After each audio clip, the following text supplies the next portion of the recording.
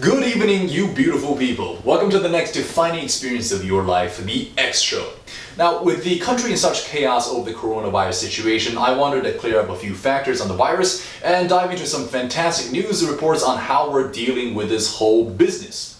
Now, starting off, the novel coronavirus or COVID-19 started off in Wuhan, China, and since infected 80,000 people in China and 134,000 people worldwide.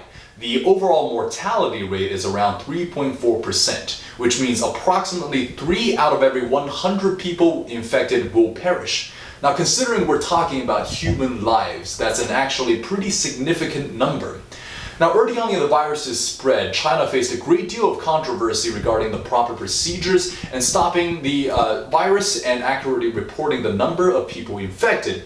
And while the actions of the Chinese government, such as oppressing early reporters and whistleblowers on the virus, were questionable to say the least, they were still able to track and diagnose thousands of virus cases per day.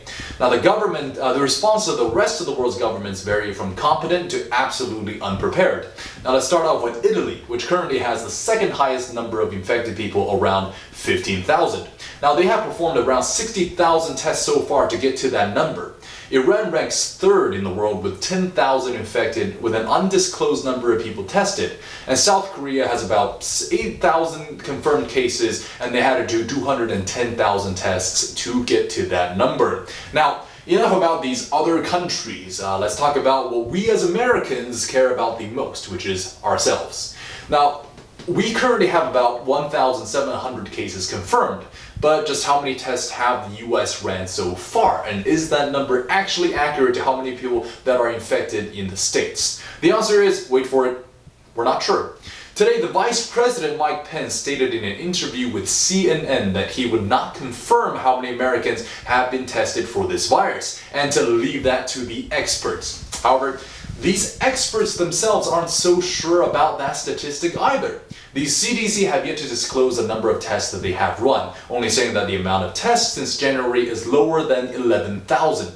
Now, the reason for this lack of information, they said, is because some tests are done by private hospitals and laboratories that have not been reporting to the CDC. Now, upon hearing that, my first thought was, why not? Either our government is unable to spare personnel to do simple tasks such as collecting basic data, or the numbers of tests that are being run in our country right now are so few that they're too embarrassed to release them. Either way, the response from our great government led by our fearless leader, Donald Trump, has been appallingly disappointing. Speaking of our fearless leader, President Trump has so far been in contact with about 2 people who had exposure to COVID-19, one of whom, the Brazilian government's press secretary Fabio, had close contact with President Trump just 2 days before testing positive for COVID-19.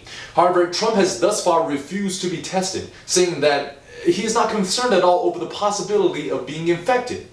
Now, this comes as no surprise to me, since for the past several months, Trump has downplayed the seriousness of this virus by saying that it will magically disappear with the weather and the mortality rate is lower than 1%, and frequently emphasizing that the statistics or the number of infected people far outweighs the priority of actually getting people cured, such as in the case of the Grand Princess.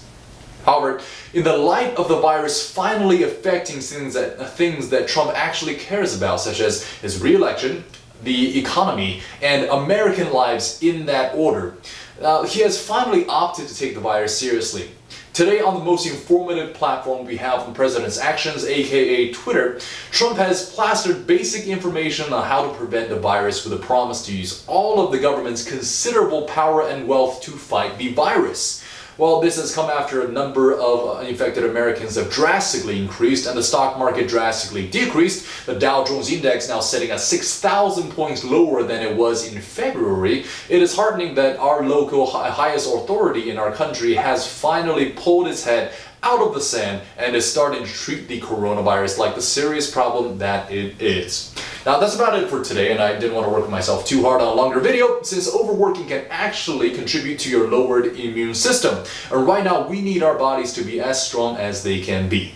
And in closing, I would like to remind everybody to wash your hands and don't touch your face. And most importantly of all, do not be mean to Asian people. Because number one, virus is, a thing that affects everybody. And second, because we Asians are just too cute. Come on, admit it. We're freaking adorable.